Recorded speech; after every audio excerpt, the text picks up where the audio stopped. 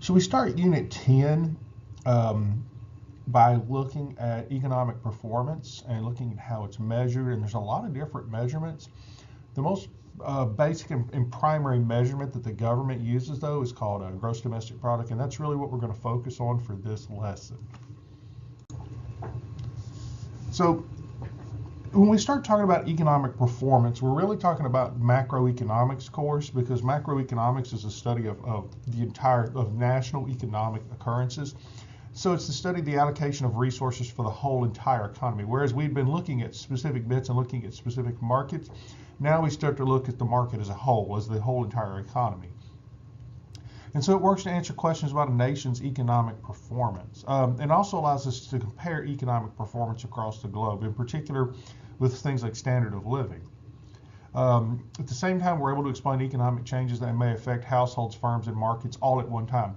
So whereas earlier we were looking at things that affected just households or just firms, now we're able to look at those types of things that will change entire markets. And in particular, it's going to answer a couple of different type of questions that we look at. So one, like why is average income high in some countries and low in others? So we're going to look at incomes and how they vary globally. Looking at prices, how come they go up and down, and sometimes very rapidly and sometimes more slowly? You know, look at production and employment expansion. And this is a big one, because when production expands, employment expands along with it. But then at other times it seems to shrink and the market gets smaller. So when that happens, of course, unemployment rates are going up and down. So one of the most important questions in macroeconomics is who is better off. And that's a question we tend to ask from a national standpoint, is what countries are better off to live in, and why, of course. Why are some countries better than others? So in asking this question, we're going to focus on the country's standard of living. So when we compare nations, that's really what we're comparing, is their standard of living, because that gives us an attempt to be able to say which country is better off, and which country, if you were going to move, say, a firm to, where would you do so, and why?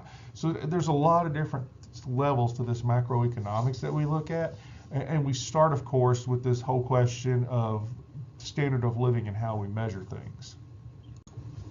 So standard of living is the consumption of goods and services that people enjoy on the average, as measured by average income per person, or what we would call per capita. So when we talk about standard of living, we're looking at the average income per person. So the higher the average income per person, the higher the standard of living is. And so economic health in any given nation can be determined and compared with other nations based on average income per person.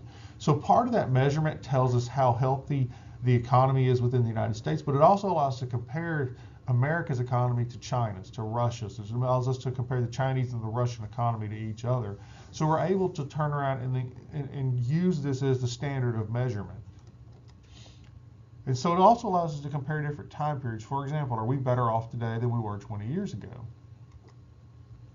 So you could ask which country has a higher standard of living. You could ask which era had a higher standard of living. And of course, standard of living is determined by production and consumption in the economy. Our productivity determines our standard of living, because as we produce, we consume, and as we consume, we're having to produce more. So the level of consumption that individuals have is going to go a long way in determining their standard of living. So one of the things that has to happen is income must equal expenditures. This is pretty simple. Why? If we produce goods to consume them and consume goods that cause more goods to be produced, then our income are going to equal our expenditures within our economic models.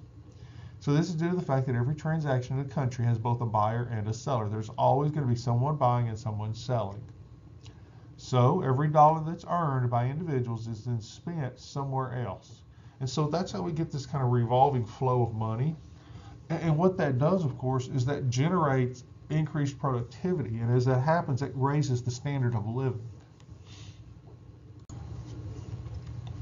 So gross domestic product.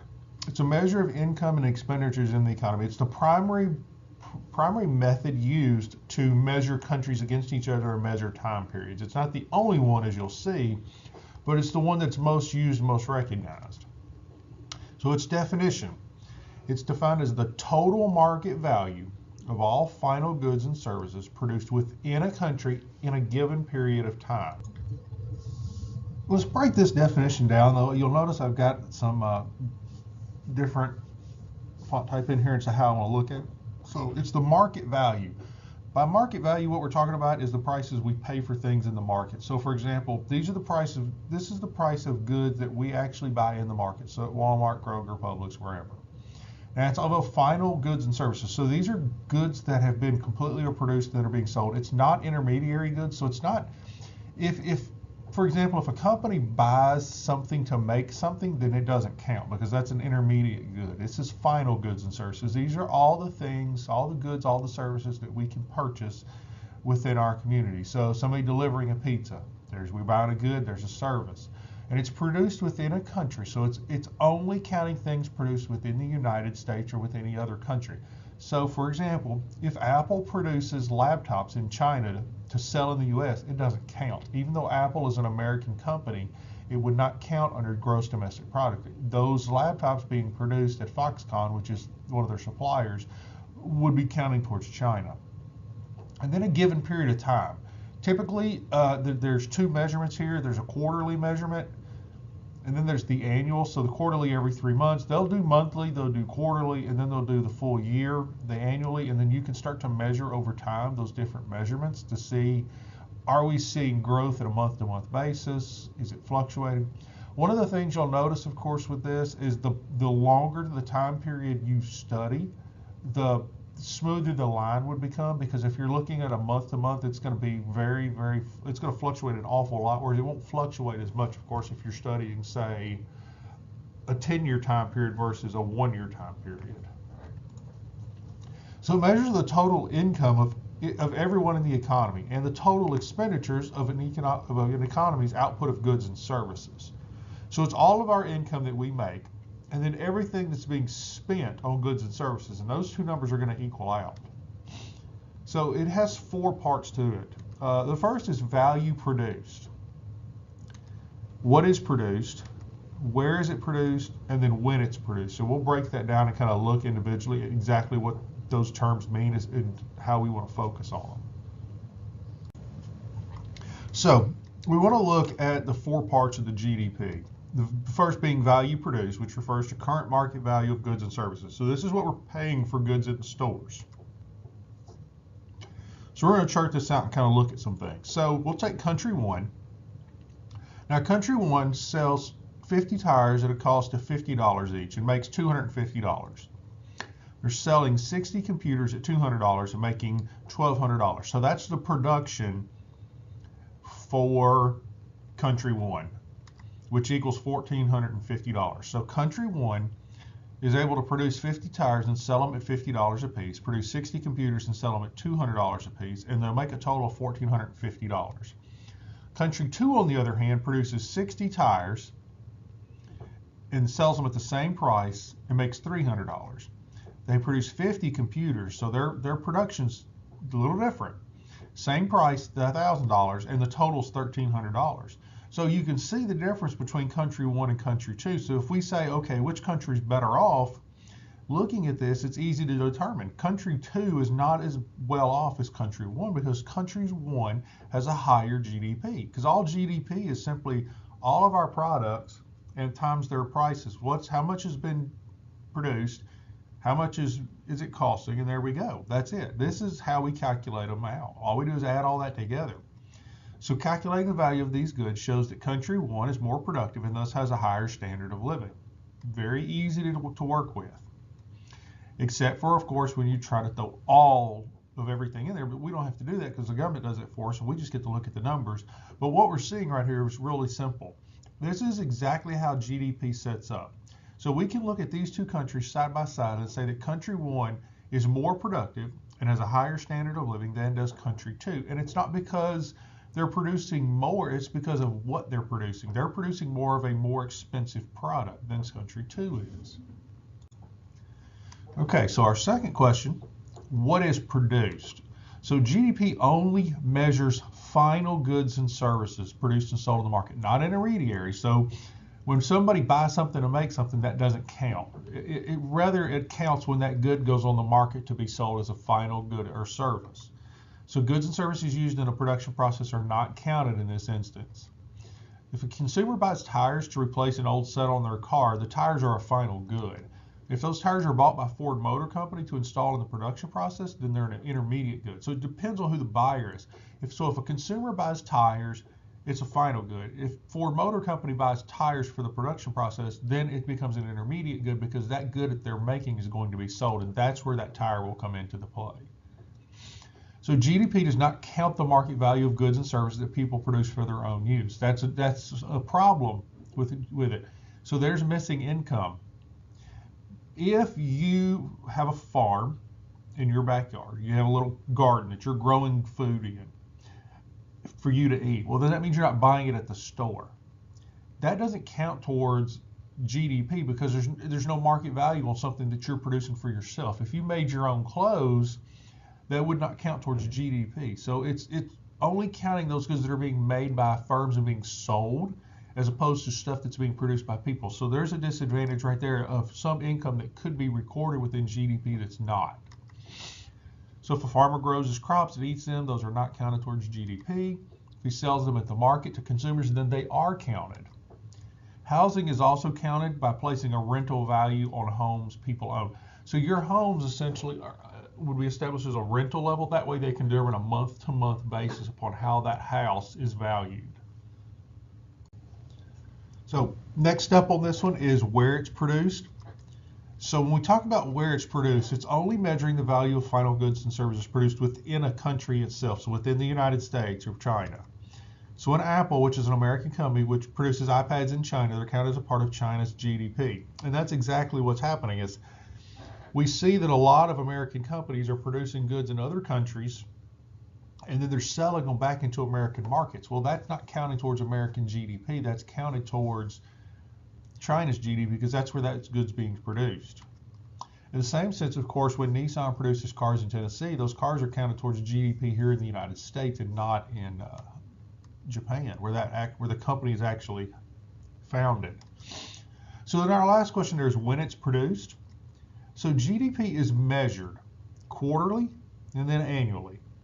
So that allows them to then set up to measurements over time. Quarterly GDP measurements give insight into short-term changes in the economy, while annual data provides insight into long-term trends. And essentially what you're looking for is you're looking to establish a long-term trend, and then you're looking for those quarterly GDP measurements to be as close to the long-term trend as possible. If the quarterly GDP measurements are way too high or way too low from the trend, then something's happening within the economy. And it increasing way too high is not necessarily a good thing either, because what's going to happen is it's going to increase and decrease, and that's just a fact. So it's going to fluctuate, but the closer you can get it to the center and towards the trend, the better off the economy is going to be in the long run. Okay, the circular flow model comes back into play here. And that's because the circular flow model acts as a model of GDP. So in regards to GDP, there are four consumers of final goods and services. There's households, firms, governments, and then the rest of the world. Those are the four groups essentially consuming American products. And this corresponds to four expenditures that make up GDP. So consumption, spending on goods and services by households. This includes spending on both durable and non-durable goods as well as services. So households, consumption. We're the consumers of goods and services, durable and non-durable. Also included in consumption are the payments of housing and apartment rents, but not the purchase of new homes, because they don't do the purchase of new homes because that's a one-time thing that happens over a long period of time. They break it down so that they can establish that quarterly and annually growth. Investment, that's a firm. We've talked about investment already, and the purchasing of financial capital to increase the production process, but also to maintain it because of depreciation. So these are the expenditures consisting of spending on new capital goods like tools and machinery, as well as factories and warehouses. Also included in investment are additions to inventory and capital goods produced by one firm and bought by another, as well as the purchase of new houses. So that's where your investment goes in. So when you purchase a new home, it goes into the investment portion because that's an investment for you. Just like if a firm buys a factory, it's an investment on their end. So you see consumption, you see investment, government purchases. This consists of spending on goods and services by the national government as well as the state and local governments. So, for example, when the government buys anything, whatever they're purchasing, and a lot of this would be services, that's going into that category. So it's different from consumption and investment. And then we have net exports. Now, net exports is really simple. It's just the value of goods and services exported. So what we make and send to other countries minus the value of goods and services imported into the United States. So this number is where we see the biggest change. For most of the 20th century, the United States was a positive in net exports. During the last half of the 20th century and early part of the 21st century, and probably throughout the 21st century, for the United States, net exports is actually a negative number because we import more goods than we export.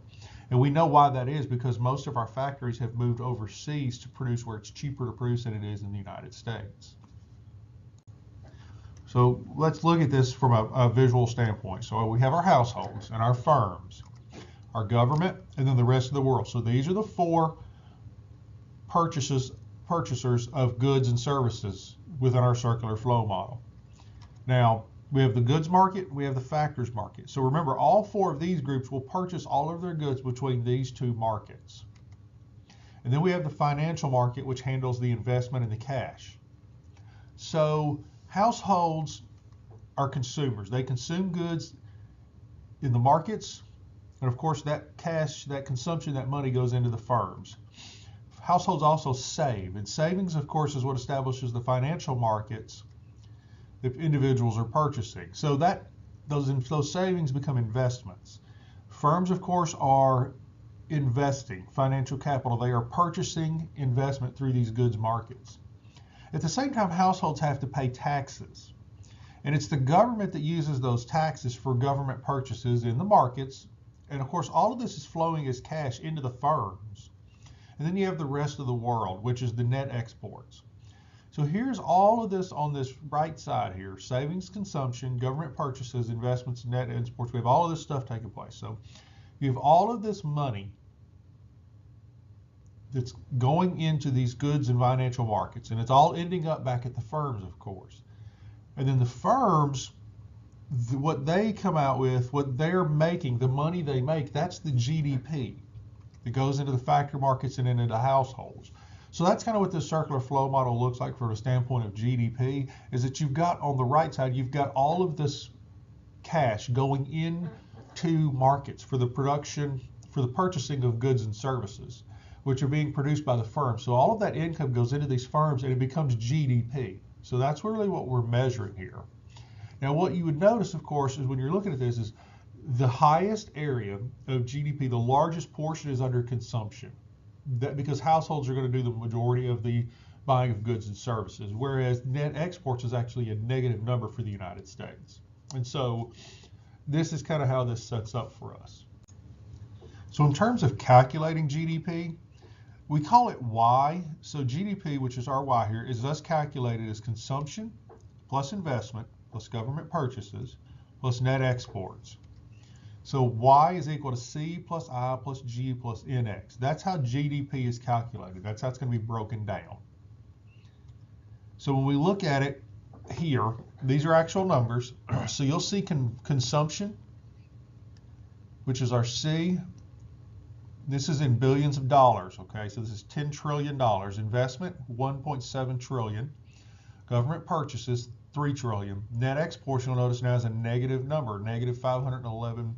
So that gives us this setup. And what it ends up being is our gross domestic product is 14.49 trillion.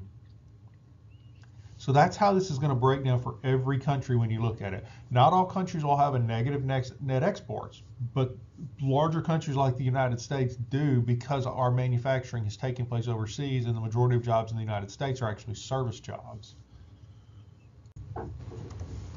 Okay, we're going to look at nominal GDP. Nominal, really, really important to understand. Nominal means current. So nominal is current prices. Remember, prices change. We have inflation. We're going to look at two types of GDP. And nominal GDP is current dollars. So this is current GDP in billions of current dollars. You see how this sets up. Now, here's GDP. So this is 1929 to 2011. So you can see how it sets up. Notice from 1929 to about 1971 or so, there was not very significant growth in U.S. GDP. We're actually going to divide it out here because something's going to happen that we can actually put a red line on and actually say this is what occurs. It's going to change this. So before 1971, the U.S. was on the gold standard, which limited the printing of paper dollars and keeping inflation low. Okay, so up until 1971, inflation was kept in check because the U.S. was on the gold standard, which limited the printing of paper dollars to a proportion of our gold reserves. In 1971, Richard Nixon, as president, took us off of the gold standard. In doing so, what happened is our dollar became backed by essentially the promise of a healthy economy. That also allowed more money to be pushed into the economy, creating inflation. And this is what you see. So 1971, Nixon takes us off the gold standard in order to print currency without gold backing. In other words, it's based on economic health, and you can see the inflation rate then rising. And so that, of course, creates an increase in GDP. Now, you'll notice when you're looking at it, it's interesting, but here in 2008, when you look right here, this right here was a major economic recession for the United States, 2008 through about 2010.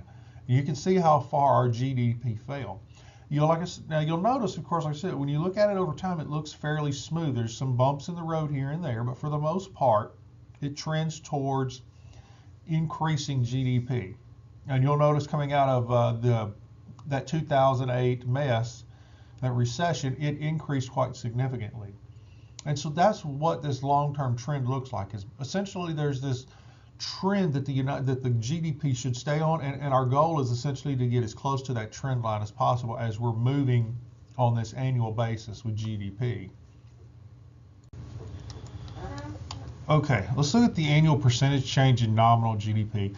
This is where you understanding how to calculate a percentage is going to make such a big difference. Because the percentage change is a huge deal. That's really where we start to get an understanding of things, because we want to know the percentage. How much did something change? So when you look at this, so you'll notice here, 1930, we see the decline. So 1930 up until 1941, when you look at that big drop right in through the first of this graph, that's what you're seeing, of course, with the Great Depression. Now you'll notice it dropped literally. We had a negative 25, almost 25% drop. That's how low we were getting. And then, of course, it shot back up with President Roosevelt's New Deal programs. And we can kind of, it's really easy to do a historical timeline here because I can look at this and I can tell you in 1936, we see it drop again. That's because during the second New Deal, one of the things Roosevelt tried to do was try to scale back the amount of money the government was throwing into the economy and more balance it. And that's when it dropped. We see the huge jump there in 1941. That's because of World War II. And then you see it drops again. And then it starts to more level out between that 15 and 0% change. And then it kind of really narrows out there in the 60s. But this is what annual GDP looks like. It fluctuates up and down, up and down, up and down, constantly fluctuating. Now, in the short run, we see the constant fluctuations, but in the long run, we see it sloping upward. So you can imagine like a slide. So if you were to run up the slide, you would be running upward, but if that slide had like dips and curves in it, so that sometimes you went down a little bit and then you went back up, you went down a little bit and you went back up. So it's trending upward over time, and you can see that. But when you look at it from an annual basis and you start to look closely, you see that there's a lot of fluctuations within GDP. And we'll actually look at what this is called and how this works, because it's called the business cycle. And that's one of the things that we'll really take a look at. But that's what's happening annually with the percentage change in GDP. Okay, so far to this point was looking at GDP. We've been looking at nominal, which is current prices. There's a problem with looking at nominal GDP, though, looking at current prices, and it's called inflation. If the economy increases by 20%, we can't necessarily sit there and say that that is because we produced more. It could just be because of inflation. So what we really need to know is exactly how much productivity was increased, because that's really a true measurement of standard of living, and we use real GDP to do that. And what real GDP does is it eliminates inflation from the equation. So the consistent rise in nominal GDP since 1929 tells economists that one of two things must have occurred. Either GDP rose as the result of an increase in productivity, so an increase in the production of goods and services increases the country's standard of living. That's what we're looking for. We need GDP to be increasing as a result of productivity. Or it could be as a result of increased prices. Obviously, it can be a combination of the two, of course. An increase in prices means the cost of living has increased, but the standard of living has not, and that's a bad thing. So when you look at GDP, what you really want to look at is real GDP, because that tells you whether or not production increased. Because if production did not increase, but GDP increased, then it was a result of inflation, and all that means is things became more expensive. So therefore, understanding why GDP is increasing is important to understanding economic health. This is where we'll spend talking about real GDP until the end of this course. So nominal GDP is broken down into two measurements to determine productivity levels and price increases. Real GDP is used to measure increases in productivity, and then the GDP deflator is used to measure increases in price levels. So we'll have three measurements essentially we have available to us. We have nominal GDP, which can then be broken down into real GDP, telling us that production levels, and then the GDP deflator can be used to determine the increase in price levels, in other words, inflation. Okay, so real GDP is the total market value of all final goods and services produced in a given year based on constant prices. The way this works is essentially we pick a year and then we use those prices for all products. So a specific year is chosen, and the prices of that year are used to determine exactly how much productivity increased in a given year. So when we look at real GDP, consumption makes up 69%, investment is 16%, government purchases is 18%, and then of course we lose 3% with negative exports. So that's how real GDP breaks down for us. And when we start looking at what is taking place, what we want to see is that increases in these four areas are a result of production increases and not price increases. So we'll look at how real GDP is calculated. So we have these two charts here. One is from 2010, the other is from 2011. And you'll notice the nominal GDP for 2010 is 14.5, whereas the nominal GDP for 2011 is 18,000. The question, of course, is, are these increases a result of productivity, inflation, or a combination of both? So here's real GDP. So this is the base year's 2010. So what we're intending on doing is we're going to calculate 2011 data using 2010 prices. So it's very simple to do. And when we do that, we'll notice the difference. So real GDP is based on constant dollars. So in the example we see here, nominal GDP in 2010 was 14.5, as was real GDP, because that's our base year. So nominal GDP in that same year was 18,000. But what we want to know is if that's accurate. Is that really an increase in standard of living? So to determine whether the increased nominal GDP was from price increases or from productivity increases, we'll use those 2010 prices and multiply by the 2011 quantities. And you notice, of course, it goes down. And of course, what that tells us is that nominal GDP increased in one amount, 3,500. Real GDP increased by 2,500. So what we can look at is do percentages. We can actually determine how much we actually increased in production and how much we actually increased in prices.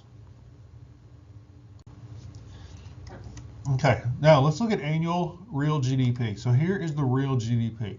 Now it's going to follow along the same flow as the nominal, but you'll notice for this one, it seems like it's a lot easier here. You can see the fluctuations more, which that's of course changes in productivity. So when you look at this and you look up there at 2008, looking here and going to here, what that's telling us, of course, is we saw unemployment. We had decreases in productivity.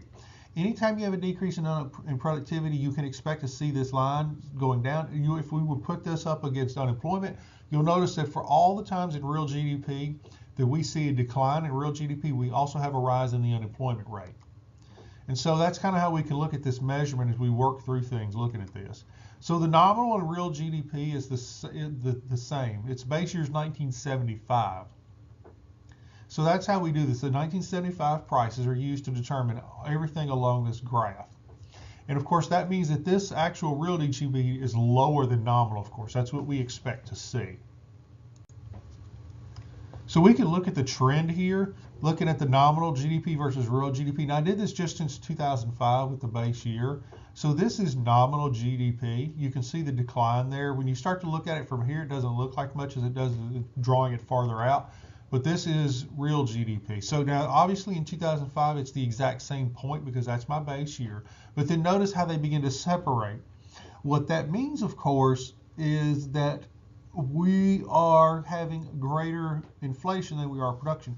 If all you have to do is look at the gap right here, and then look at this gap right here, and you can see that the gap has gotten larger as we've gone out this direction. That gap has gotten larger, which means that we're having more of an increase in prices than we are in productivity levels. Is production increasing? Yeah. Is inflation increasing faster than productivity? Yes, it is. So the gap between nominal and real GDP, that's inflation. And that's kind of one of those things we have to really point to and look at. So we want to look at the percentage change in annual real GDP. This is what it looks like. So you'll notice there, 2008, 2009, it actually fell. We saw, of course, a negative. Now, you can look back at the beginning of this and you can work your way up. You notice 1930s was not exactly a wonderful decade to live in. Following the end of World War II, we saw a decline in real GDP. That's no surprise because we had to quit producing all of these war goods, which nobody was going to buy, and then start to change over back to domestic production. And then you see fluctuations taking place. And so that's what happens within the economy, is we constantly are fluctuating up and down. So annual changes in the productivity rates. Now, and that's exactly what we're looking at here, is how productive. When it goes increasing, what that means, of course, is unemployment's going down. When it's decreasing, unemployment is rising. So let's compare the percentage changes in the two together. So this is a percentage change in nominal. This is a percentage change in real. Now, for the most part, obviously, this is what you should expect, is to see the real below nominal. That would make the most sense because real, of course, we're taking out the inflation aspect of this and we're looking at it. So essentially what we can do right here is we can look at the gap between these two lines, and that tells us how much inflation was occurring. So right there in the 1970s, you can see just how much inflation we were actually having in the economy. And that's one of the things here is when the two lines are really close together, there's very little inflation. When the two lines are really, really far apart, there's a lot more inflation taking place. So the percentage change in inflation versus a percentage change in productivity, that's what we're focusing on. We want to know which was the bigger cause. Was inflation creating this change in this increase, or was it productivity? To measure the increase in inflation, our inflation levels, we use what's called the GDP deflator. And it's an average of current prices expressed as a percentage of base years. I know it sounds difficult, but it's not. The GDP deflator measures the price level essentially, and it's very simple. Nominal divided by real times 100. Very easy to use. So the greater the nominal GDP is than real GDP, the higher the calculated deflator will be. So using the GDP deflator, you can measure the increase in price level annual, or you could measure the increase in price levels from one year to another. So it's a very simple formula to use because these numbers are available literally all over the place. So we have a percentage increase in price level annually. That's what we're kind of focusing on here. So if we take the 2008 year, you can see that in 2008, the deflator was 108.58. Now, the base is always going to be 100. So in that year, what we're really saying is 8.58%. And we want to measure between years. So 2009, notice the deflator was 109.53. In 2010, it was a 110.99. And then 2011, it was 113.36. So were there percentage increases in price level? Yeah. So essentially, looking at this year, we're going to take 2009 minus 2008. There was a 0.8% increase in inflation. There was a 1.33% increase in inflation between 2010 and 2009. And then there was a 2.3% increase in inflation between 2011 and 2010. This is the really important stuff. That's the number I want to know. I want to know what that increase in prices was, exactly how much inflation was occurring within the market. The higher that number goes, the more trouble we possibly could be in. Because even though inflation decreases unemployment, what we're talking about is an actual increasing of prices. And what happens is if prices are increasing faster than the cost of living, we've got some issues taking place. Because what happens is we're only going to make X amount of dollars. And as inflation rises, that money that we make becomes less and less valuable the greater the inflation rate. We can actually sit here and, of course, like always, we can go in and look at annually. So let's look at the GDP deflator over time. So notice it, of course, like real GDP, like nominal GDP, it does increase, and it does increase dramatically since 1971, because that, of course, was when Nixon took us off the gold standard. So here's what this is telling us. It's telling us, of course, very simply, that we've seen a significant increase in prices since 1971. So if we're looking at things and we want to say, okay, what was the price of something in 1979 compared to, say, 1999? Let's say it's the exact same good, a loaf of bread. If a loaf of bread has increased in price from, say, 99 cents in 79 to $1.99 in 2010, then that's an increase in prices, because did the production increase? It's a loaf of bread. It didn't change. That's just simply the increase in prices based on inflation. So we want to look at the percentage change in the deflator annually. So this is the change. Notice, of course, this line looks almost identical to the other two. So this is a percentage change in inflation. So inflation fluctuates. So remember, when inflation goes down, that's called deflation. So when the economy deflates or the currency deflates, unemployment's going to increase. So notice here 1980, and we look here 80, 81, 82, we see this, and then we look here going all the way down here to 86. When inflation fell, what do you think happened to unemployment rates? You know, that's one of those things that you start looking at in the short term and the long term and seeing what's happening with the economy. But during that time, the price levels fell. And that's not a bad thing. We want lower prices, but we also want, of course, ensure that we have greater productivity, making things easier for us to purchase. So when GDP declines over a period of time, deflation is occurring in the market. Unemployment rates during this time rise, with the result being a contraction in the economy, as evidenced by the business cycle. So drops in the inflation rate, deflation, that's contraction in the economy, because that means that what's happening, of course, is there's lesser jobs available. Unemployment's on the rise. So when we pull it up this way, so this is nominal GDP. This is real GDP, and this is based on 2005. So you can see there the difference there in the blue, what's left. So the difference between where the top of the red is and the top of the blue, that's the deflator. That's the inflation rate, right in through there. Now we could also go in and break down GDP per capita. By per capita, what we're referring to is per person.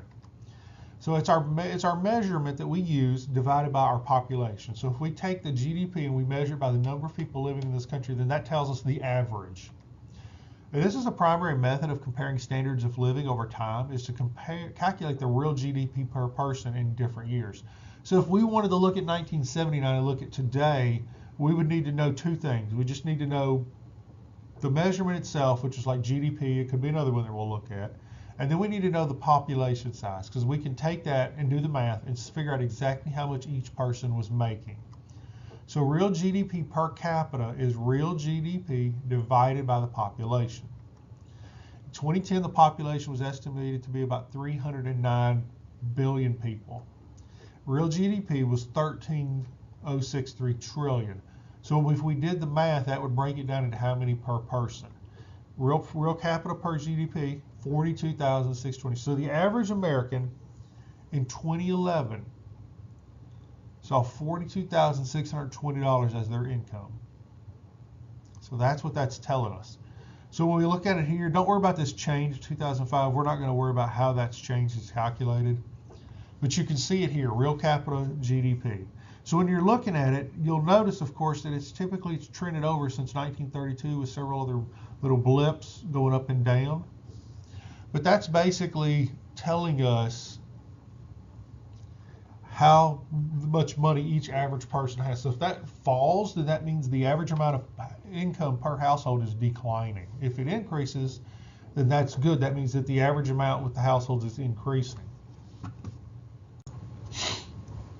Okay, continue on with per capita GDP. So comparisons between economies are possible because the International Monetary Fund converts the data for other countries into US dollars. So the dollar is what's used internationally to kind of calculate this all out and to compare countries. And they calculate real GDP for each country using a common set of prices called purchasing power parity price. And the reason they do that is because some goods are sold in some countries and not in other countries. So what they do is they essentially look for goods that are sold in all countries and that have a common set of prices between them. And that gives them an idea of, and essentially what we're saying with purchasing power parity price is how far does that dollar go? How much can you get for that? For example, you used to be able to get a burger for $1. Now it's like $1.10. So we see that change, and that's kind of what we're talking about here. Okay, so we're going to look at some data. This is from the U.S. Bureau of Labor Statistics. This first one is per capita comparisons. Notice that here Norway, Singapore, and the United States were at the top 3 using purchasing power parity. At the bottom were the Republic of Korea and Czech Republic. So the country with the highest GDP per capita, Norway, had more than twice the value of the lowest there, the Czech Republic. And here looking at the average annual growth rates. So the light blue is a period of 1995 to 2011, and then the dark blue is in just one annual year. So in 2011, real GDP per capita grew in 18 of the 20 countries compared. Now I will tell you this, when you're one of the larger countries, it's harder to grow. That's why the United States is down there near the bottom as compared to Singapore and the Republic of Korea, which are far higher. So the growth in 2011 by the 18 countries is in line with the average annual changes over the 1995 to 2011 time period. So what we kind of look at now, this we don't have chart 3. I don't put those up here, but I do want to look at this. Chart 3 shows that countries began experiencing declines in real GDP per capita around 2007. Basically, the 2007 to 2009, we see that the United States was in a recession. We've seen that from all of our graphs. Everything we look at statistically shows that that's what happened. It wasn't just America, though. It was something that was a global economic deal. And a big part of that is because countries are tied to other countries now because of trade. So if China's economy were to collapse, of course, that would cause a lot of problems within the United States because of the fact that so many of our goods are being purchased from there and then sold in the United States. Okay, on this we're looking at non-economic influence on the standard of living. So stuff that doesn't happen economically that still impacts our standard of living. One is life expectancy. Every country has a different life expectancy. And if you're born in some places, you're expected to live much longer than in others. Also at the same time as global literacy rates, the ability to read is such a significant factor within the improvement of an economy because it allows you to, of course, become better educated and understand the skills better. Degree of democracy or political freedom plays a factor. The more democratic a country is, the more free and more open that market tends to become. And then global levels of nominal GDP. So these are all factors on the standard of living that we want to look at. Okay, let's start with the life expectancy at birth. Now, here's one of the easiest things to understand. The better off a country is, the higher the standard of living is. Then that means the life expectancy rates will be higher. So notice in Africa, you have all these colors in red, these darker colors. Those are areas in which people are expected to live much shorter lives than, say, the dark green colors. For example, if you take Canada, which is dark green, and it's up here, this is Canada, its life expectancy is over 80. But on the other hand, if you look right here through Central Africa, and the republics here in Central Africa, all of them have a life expectancy of under 45 years of age. So right now at this recording, I am 38, whereas in the United States, that makes me nice and young. In Central Africa, that would make me about on my deathbed. So that'll give you a kind of an idea of how those life expectancies set up. And like I said, they are very closely tied to the availability of productivity. In particular, of course, because productivity allows you to have greater income, which allows you greater access to goods, including things like healthcare. Here are the literacy rates. Notice the majority of the world, for the most part, can read. The issue, of course, comes in some areas across Africa and also into India, Pakistan, those areas there in Asia. They start to see a little bit higher rates of people not being able to read. And reading is a basic function. Everybody in every country should be able to read in order to be somewhat productive. So on this third one here, the Freedom House, it's a yearly survey and report. It's done by the company Freedom House, and it's measuring the degree of democracy. Now you can directly tie, a certain extent, the level of freedom within an economy to its standard of living. So when you look at the countries that are free, the United States, Canada, you look at all these countries, then you look at the ones that are partly free, these ones in yellow. Those countries there have been shifting towards democracy, and if they want their economies to improve, they should make a greater shift to it. That's just what statistics have been telling us. Now, this slide here, nominal GDP in billions. So notice that there's very few countries, the United States and China, in fact, have the two largest economies on the planet. That's not really surprising. The U.S. is the biggest consumer of goods. China has 1 billion people and is a massive producer of goods. What's concerning is when you start getting into Africa, and we notice, of course, we keep mentioning Africa, and that's because Africa needs significant economic, educational, medical, all kinds of help. Because you look at the areas there in which literally your GDP is less than 10 trillion a year. I mean, it's small. And the majority of that money never sees the hands of local people, rather it's contained within certain firms or certain businesses within those areas. Diamond mining would be one, for example. This will help you. You look at 2010 world GDP. Notice the United States essentially makes up 24% of the world's GDP, so that's almost a quarter.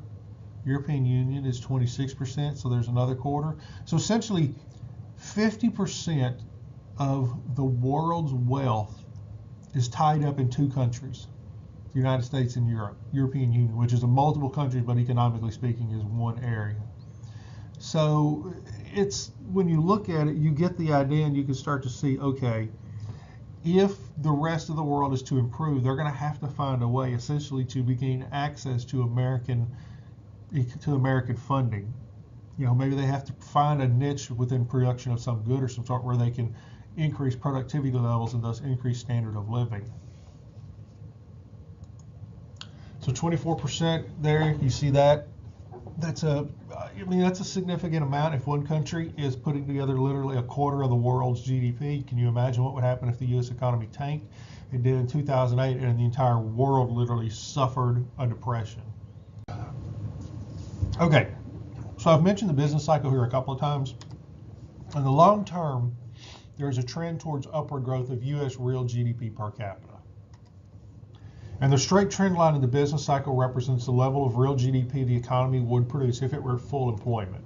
And this is called potential GDP, because it's what the economy would do if the full employment is met. And of course, that's not what it does, obviously. And the goal of fiscal policy is to try to get real GDP as close to the trend line as possible. In the short run, though, we see fluctuations in the pace of economic expansion and real GDP growth around potential. So one of the things we see is that essentially it's moving up and down. It's going to fluctuate. Now, one of the reasons why this occurs is because the quantity of labor employed fluctuates around the natural rate of employment. So one of the biggest reasons why we see our real GDP growth fluctuating in the short term is because the hiring and firing of workers, that unemployment rate that takes place. And that's what that business cycle is. So here it is. So you'll notice the straight line that's trending upward.